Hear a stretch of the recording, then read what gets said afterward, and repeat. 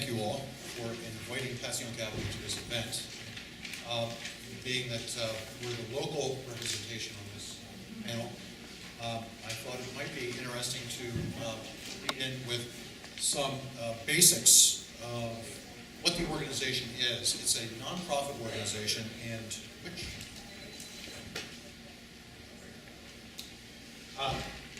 PARC is a nonprofit entity.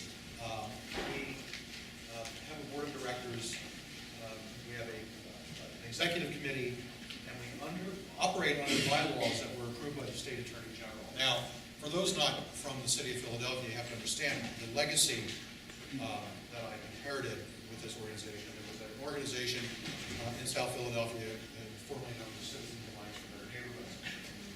That organization was put to bed in 2009.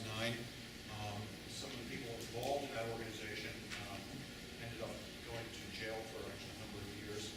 And so the real estate portfolio that I inherited forms the basis for the work that we're doing now.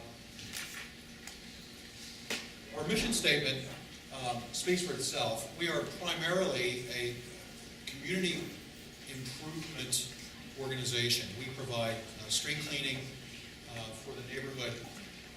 We clean the East Passyunk Avenue commercial corridor twice a day, 6 days a week. We also service the outlying residential neighborhood by zone, and we use the revenue that is generated by the rentals that are paid for our commercial and our residential apartments to fund these activities. And we cooperate with the Business Improvement District.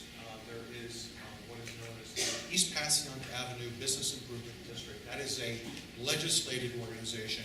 They use a portion of the property tax for the commercial businesses or commercial property on the avenue. That is where they derive their budget.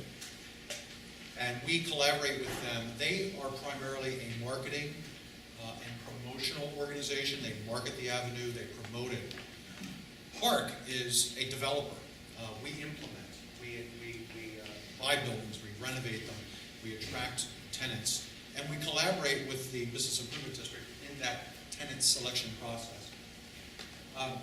We have initiated a facade improvement program, cooperating with the BID and the City of Philadelphia. I think, Jonathan, we're working with you. We have 5 properties right now that are going to be renovated. PARC does not own the properties. These are other property owners that are in need of assistance in getting their facades improved and upgraded and to enhance the commercial corridor by really fixing their storefronts and making it more attractive. We introduced valet parking last autumn. We have 3 valet stands on the avenue. This is primarily for the restaurant scene on the avenue. We have 1 operator who operates all 3 stands. So the nice amenity that we build into that is you can, if you're driving into the neighborhood, you can drop your car at any one of the locations that is stationed up and down the avenue, and you can retrieve your car from any of the other stations. So it promotes people who drive into the neighborhood. It promotes them walking up and down the avenue knowing that they're only 2 or 3 blocks away from retrieving their car.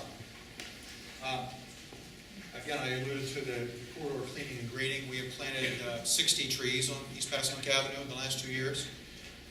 We've removed some dead trees. We've reestablished, we're trying to reestablish the canopy. We have another round of tree planting scheduled for this spring.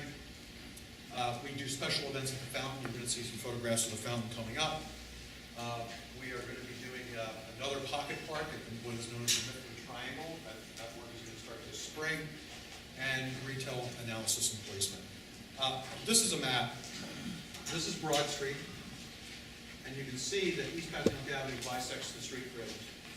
And our service area ends at Paxton Geno's, which is on the northern end of the corridor. Tasker Street is right here.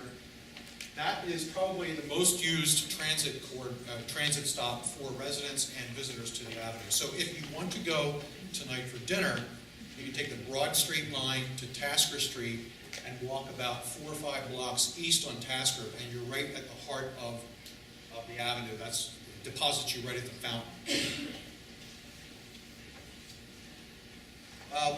own 14 properties on East Passyunk Avenue. We recently just purchased our 15th property. That's at the intersection of 11th and Tasker. That'll be the location of the restaurant that will be opened in April. We currently have 0 vacancy rate on both residential and commercial aspects of our portfolio. These are some of the buildings that we renovated in 2011 and 2012. When I became executive director, we managed 11 apartments and had 9 commercial spaces. In 2012, that number bumped up to 25 apartments and 14 commercial spaces. And essentially, the residential portfolio is essentially doubled. And this goes back to Inga's comment that for a commercial corridor to thrive, you need to reintroduce density or repopulate the upper floors. Our strategy to this date has been to identify vacant buildings that are not utilized on any level, like be it commercial or residential. So the buildings that we've identified and renovated in the last 2 years have been vacant. No residential occupancy on the second and third floors, and no commercial uses on the first floor. Rental revenue has grown, and I want to highlight this because we are a self-sustaining organization. We are precluded from taking any money from the state, local, or federal governments due to past corruption issues with the organization as it existed in years past. So the charge that I've been given by my board of directors is to continue to acquire enough property to generate the revenue that is required to make the organization self-sustaining so that it will go on in perpetuity.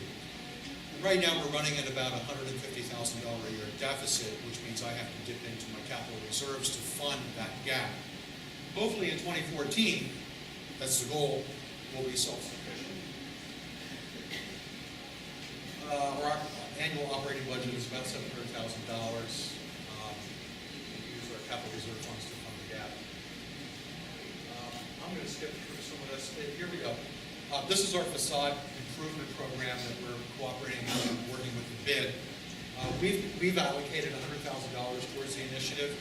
The property owner puts in a certain percentage of skin in the game, and then the city of Philadelphia, depending on the location of the building, rates grants of between $8,000 and $12,000 for these properties. So the property owner has to contribute some money. It's not a free ride, but we fund that gap. So here are some properties that we've purchased. This is what the building looked like last year at this time, as a matter of fact, I believe. And then that's the after shot. What we did was we stripped off the vinyl siding, we reintroduced proper size windows, and we rebuilt the storefront. That is now the home of South Philly Comics. So we have a comic book store on the avenue, and right here is comic books, and they are open until 10 o'clock every night of the week. This building was vacant, as you can see on the left. This is the location of Will BYOB. It was just rated the best BYOB in the city by Philadelphia Magazine. And we have the flee-out windows on the ground floor, and then we renovated the upper floors for 2 one-bedroom apartments. And that's fully leased, and I would say that if you ever get down to East Passyunk Avenue, you've got to give that restaurant a try. This was our most recent renovation. This is at the intersection of 11th and Tasker. Again, a vacant storefront, 1 vacant apartment on the second floor. The third floor was occupied. The ground floor has been renovated into Fond, the new location of Fond Restaurant.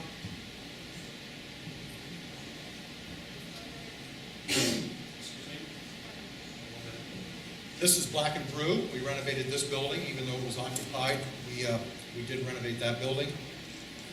This is the fountain before and after. The fountain had a fence around it and no benches and no landscaping. We removed the fence and introduced a chess table, benches, and it's now lit at night, and the fountain has been restored. This is a building that we redid on Wharton Street. This was the old offices of Citizens Alliance. Our offices are now on Titan Street, and then we renovated them into 5 loft-style apartments on the upper floors. This is our latest acquisition. This is where Nord will be located. We'll start construction on this building next week. Again, a vacant building with no use on the first or second floors. and totally empty. Private investment, the King of Jeans has been purchased. This is a rendering of the building after it's to be rehabbed. Annunciation School, which closed recently, is going to be turned into 45 or 48 apartments. And sorry to be so brief, but hopefully you get a good sense of what the Avenue is about. Thank you.